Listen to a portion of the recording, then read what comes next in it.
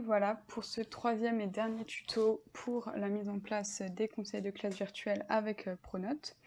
Donc vous reconnaissez la page d'accueil pour les conseils de classe virtuels. Donc là je suis évidemment en mode administrateur de ma page.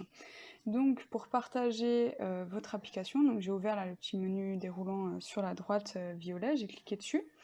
Je me suis rendue sur le petit logo là, une espèce de carré avec une flèche.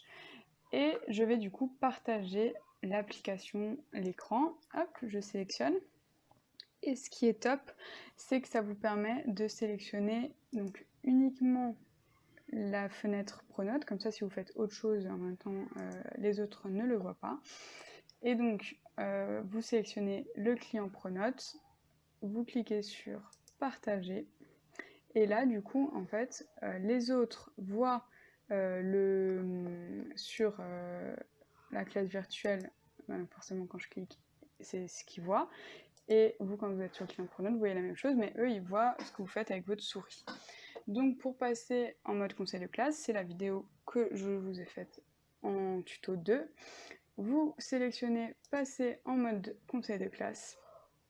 Et voilà, après vous pouvez commencer votre conseil de classe. Les autres voient ce que vous êtes en train de faire, s'ils voient les appréciations. Si vous êtes sur livret scolaire, vous pouvez toujours modifier. Alors j'avais supprimé avant Albrecht Juliette.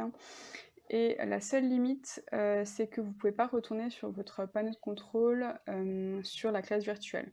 Mais après, je pense qu'on on désignera un autre modérateur qui regardera qui sont les personnes qui demandent la parole. Ça devrait bien se passer, comme ça, vous, en même temps, vous pouvez bien vous concentrer sur les appréciations globales.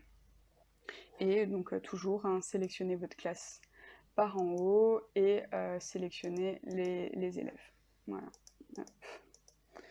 Donc encore une fois, si vous avez une question, s'il y a quelque chose que vous n'avez pas compris correctement, n'hésitez pas à poser des questions, que ce soit à moi ou à Pascal Pierrat. Je vous souhaite une bonne journée.